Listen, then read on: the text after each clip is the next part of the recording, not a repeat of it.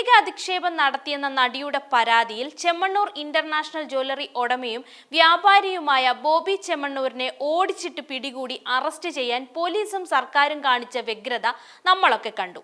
പക്ഷേ മലയാളി നടിമാരുടെ പീഡന പരാതിയിൽ വമ്പൻ സിനിമാ താരങ്ങളായ സിദ്ദിഖിന്റെയും മുകേഷിന്റെയും ജയസൂര്യയുടെയും ഒക്കെ പിറകെ ഓടാൻ ഇവർക്കെന്തേ പറ്റിയില്ല? നടന്മാർക്കെതിരെ ഗുരുതര പരാതികൾ വന്നപ്പോൾ പോലീസ് സംവിധാനങ്ങൾ എന്തു ചെയ്തു? ഹേമ കമ്മിറ്റി റിപ്പോർട്ടിലെ ആരോപണങ്ങളിൽ മെല്ലെപ്പോക്ക് ഇനിയും അവസാനിച്ചിട്ടുമില്ല. മുൻകൂർ ജാമ്യത്തിന് പോലും സമയം നൽകാതെ അതിവേഗമായിരുന്നു ബോബിക്കെതിരായ പോലീസ് നടപടികൾ ഒക്കെയും. എന്നാൽ അമ്മ ജനറൽ സെക്രട്ടറി ആയിരുന്ന സിദ്ദിഖ് തന്നെ സിനിമാ ചർച്ചയ്ക്കായി സർക്കാരിന്റെ മസ്കറ്റ് ഹോട്ടലിലേക്ക് വിളിച്ചു വരുത്തി പീഡിപ്പിച്ചെന്ന സിനിമാ നടിയുടെ പരാതിയിൽ സിദ്ദിഖിന് മുൻകൂർ ജാമ്യത്തിനായി സുപ്രീം കോടതി വരെ പോകാൻ സർക്കാരും പോലീസും ഇഷ്ടം പോലെ സമയം അനുവദിച്ചു. കൂടാതെ ബോബിയുടെ ജാമ്യാപേക്ഷയെ പ്രോസിക്യൂഷൻ എതിർക്കുകയും ചെയ്തു. ഇതിന്റെ കൂടി അടിസ്ഥാനത്തിലാണ് ബോബിക്ക് കോടതി ജാമ്യം നിഷേധിച്ചത്. അന്വേഷണവുമായി സഹകരിക്കുമെന്ന് സിദ്ദിഖ് കോടതിയെ അറിയിച്ചിരുന്നു. എന്നാൽ കുറച്ചു കഴിഞ്ഞപ്പോൾ അന്വേഷണവുമായി നടൻ സഹകരിക്കുന്നില്ലെന്ന് അന്വേഷണ ഉദ്യോഗസ്ഥൻ തന്നെ പറയുകയും ചെയ്തു. എന്നിട്ടും കോടതിയിലും സർക്കാർ അയഞ്ഞ നിലപാടാണ് അവിടെ സ്വീകരിച്ചത്. ബലാത്സംഗ കേസിൽ സുപ്രീം കോടതി അനുവദിച്ച ജാമ്യം നടപ്പിലാക്കി കിട്ടുന്നതിനാണ് വിചാരണ കോടതിയിൽ സിദ്ദിഖ് ഹാജരായത്.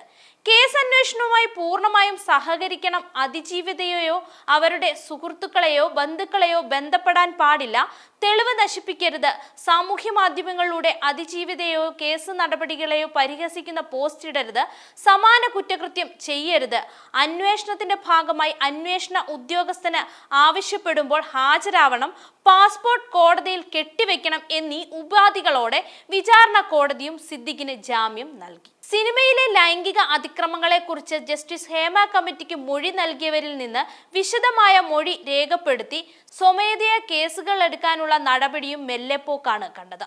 റിപ്പോർട്ടിലുള്ള പോക്സോ കുറ്റകൃത്യങ്ങളിൽ പോലീസ് സ്വമേധയാ കേസെടുക്കാൻ ഒരുങ്ങിയെങ്കിലും അതൊന്നും കാര്യമായി തന്നെ മുന്നോട്ട് പോയതുമില്ല.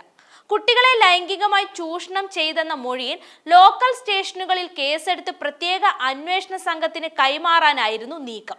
ഇത്തരം വിവരങ്ങൾ ലഭിച്ചാൽ പോലീസ് സ്വമേധയാ കേസെടുക്കേണ്ടതാണ്.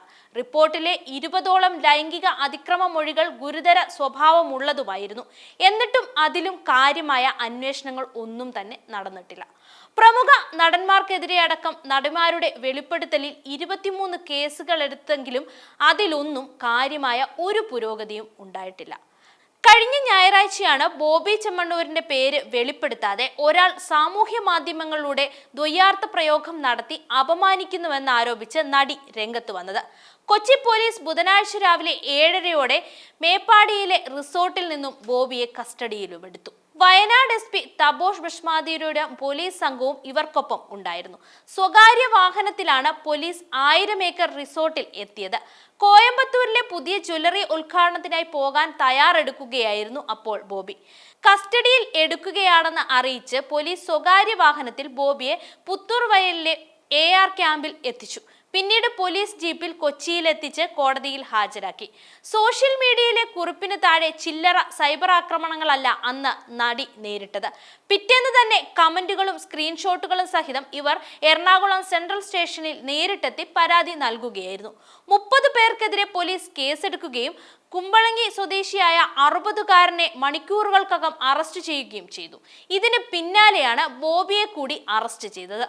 യഥാർത്ഥത്തിൽ നമ്മുടെ സർക്കാർ ഇതൊക്കെ ചെയ്തു കൂട്ടിയത് മറ്റൊരു ഉദ്ദേശത്തിന്റെ പിന്നിലാണ് എന്നാണ് ആരോപണം. സർക്കാരിന്റെ പ്രതിച്ഛായ മെച്ചപ്പെടുത്താനുള്ള ശ്രമങ്ങളുടെ ഭാഗമാണ് ബോബിയുടെ അറസ്റ്റ് എന്നാണ് ഉയരുന്ന ആരോപണം. അതിൽ കുറച്ചൊക്കെ സത്യവുമുണ്ട്.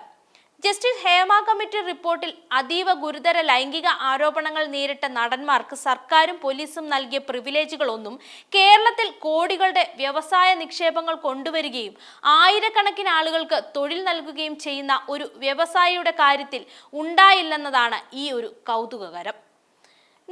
നിയമത്തിന്റെ വഴിക്ക് പോകുന്നതിന് പകരം അത് ചിലരുടെ മാത്രം പിന്നാലെ പോകുന്നു എന്നതാണ് ഇവിടെ കാണുന്ന ഒരു കാഴ്ച. ഈ നടന്മാരൊക്കെ കേരള സമൂഹത്തിന് നൽകുന്ന സംഭാവനകൾ എന്തൊക്കെയാണാവോ? ഒരു തെറ്റും ന്യായീകരിക്കാൻ പാടില്ലാത്തതാണ്. അത് സിനിമാ നടന്മാർക്കും ബാധകമാണ് എന്നാണ് നമ്മൾ ഇവിടെ ഓർക്കേണ്ടത്. ആ നടികളുടെ ആവലാതികൾക്ക് വിലയുണ്ടായില്ല അന്ന്. ബോബി ചെമ്മണ്ണൂരിനെതിരെ ലൈംഗിക അധിക്ഷേപ കേസ് നൽകിയതിനു പിന്നാലെ ഹണിയുടെ വസ്ത്രധാരണത്തെ കഴിഞ്ഞ ദിവസം ചാനൽ ചർച്ചയിലെത്തിയ രാഹുൽ ഈശ്വർ വിമർശിച്ചിരുന്നു. ഇതിനെതിരെയും ഹണി റോസ് ഫേസ്ബുക്ക് പോസ്റ്റ് ഇട്ട് പ്രതികരിച്ചു. സ്ത്രീകൾ എത്ര വലിയ പ്രശ്നം അഡ്രസ് ചെയ്താലും രാഹുൽ ഈശ്വർ ഉണ്ടെങ്കിൽ അദ്ദേഹത്തിന്റെ അസാമാന്യ ഭാഷാജ്ഞാനം കൊണ്ടും ഭാഷാ നിയന്ത്രണം കൊണ്ടും പ്രശ്നങ്ങളെ നിർവീര്യമാക്കും.